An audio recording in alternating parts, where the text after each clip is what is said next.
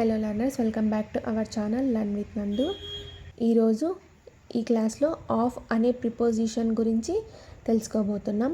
ఈ ఆఫ్ అనే ప్రిపోజిషన్ ఎక్కడ వాడాలి, ఎవరికి వాడాలి అనేది తెలుసుకోబోతున్నాము. ఆఫ్ అనే ఈ ప్రిపోజిషన్కు తెలుగు అర్థం యొక్క. ఆఫ్కు తెలుగు అర్థం ఏమిటి? యొక్క. ఈ ఆఫ్ను ఎక్కడ ఉపయోగిస్తాము అనంటే ఎవరికైనా సంబంధించి చెప్పడానికి ఆఫ్ అనే ప్రిపోజిషన్ను వాడతారు. ఎవరికైనా సంబంధించింది లేదా చెందినది అని చెప్పడానికి ఈ ఆఫ్ అనే ప్రిపోజిషన్ని వాడతారు. ఫర్ ఎగ్జాంపుల్, రాణి యొక్క కారు. సపోజ్ ఈమె రాణి అనుకోండి, ఇది కార్ అనుకోండి. ఈ కార్ అనేది ఈమెకు చెందినది, ఈమెకు సంబంధించినది. అన్నప్పుడు ఈ ఆఫ్ అనే ప్రిపోజిషన్ని వాడతారు. ఈ కార్ అనేది ఈమెకు సంబంధించినది. రాణి యొక్క కారు ఇది. ఇంగ్లీష్లో వచ్చేసరికి ఏమవుతుందంటే రాణిని రాణి అని అంటారు. యొక్క అని ఇంగ్లీష్లో ఏమంటారంటే ఆఫ్ అని అంటారు. కార్ని ఇంగ్లీష్లో ఏమంటారంటే కార్. ఈ కార్ అనేది ఇటు సైడ్కి వెళ్ళిపోతుంది, రాణి అనేది ఇటు సైడ్కి వచ్చేస్తుంది. కార్ ఆఫ్ రాణి అవుతుంది. లేదా రాణీస్ కార్, ఇక్కడ అపాస్ట్రఫీ ఎస్ వస్తుంది, రాణీస్ కార్ అవుతుంది. కార్ ఆఫ్ రాణి అని అన్నా ఒకటే, రాణీస్ కార్ అన్నా కూడా ఒకటే. ఒకరికి సంబంధించినది అని చెప్పడానికి ఈ ఆఫ్ అనే ప్రిపోజిషన్ని యూజ్ చేస్తారు. నా యొక్క ఇల్లు. నాని ఇంగ్లీష్లో ఏమంటారు? మీ అని అంటారు. యొక్క అని ఇంగ్లీష్లో ఏమంటారు?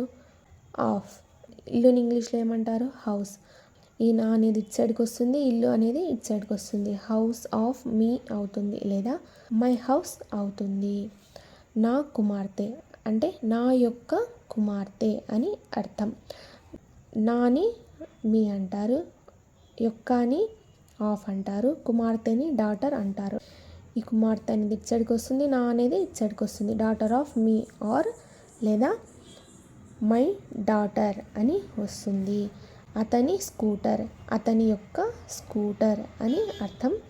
ఈ స్కూటర్ అనేది అతనికి సంబంధించింది అని చెప్తాం కదా, అలాంటప్పుడు ఈ యొక్క అనేది ఉపయోగిస్తాము. అతన్ని ఇంగ్లీష్లో ఏమంటారు? హిమ్ అంటారు.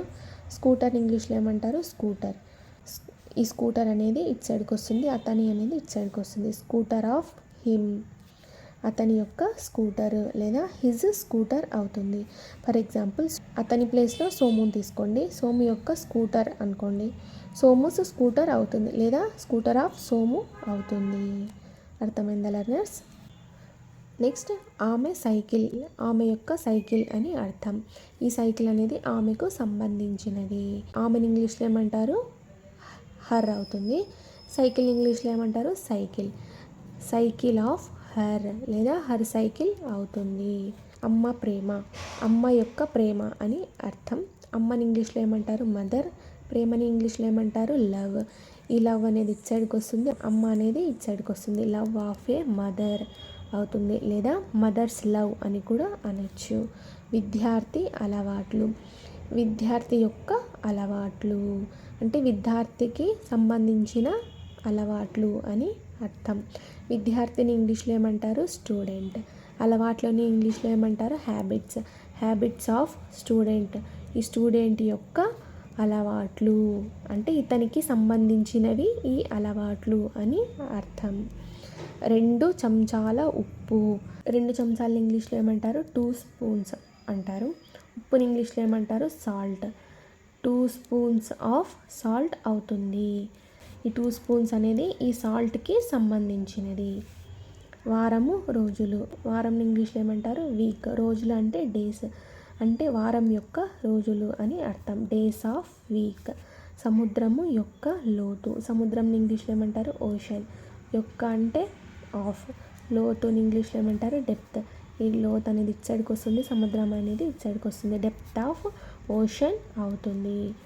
అర్థమైందా లర్నర్స్? ఈ ఆఫ్ అనే ప్రిపోజిషన్ని ఎక్కడ యూజ్ చేస్తారు అని అంటే ఒకరికి సంబంధించినది అని తెలియజేయడానికి ఈ ఆఫ్ అనే ప్రిపోజిషన్ని యూజ్ చేస్తారు. ఒకరికి సంబంధించినది, ఒకరికి చెందినది అని తెలియజేయడానికి ఈ ఆఫ్ అనే ప్రిపోజిషన్ని వాడతారు. ఆఫ్ అంటే తెలుగు అర్థం యొక్క అని, ఒకరికి చెందినది అని అర్థాన్ని తెలుపుతుంది. Thank you so much for watching this video. Please subscribe to learn with Nandu channel for more videos. Thank you.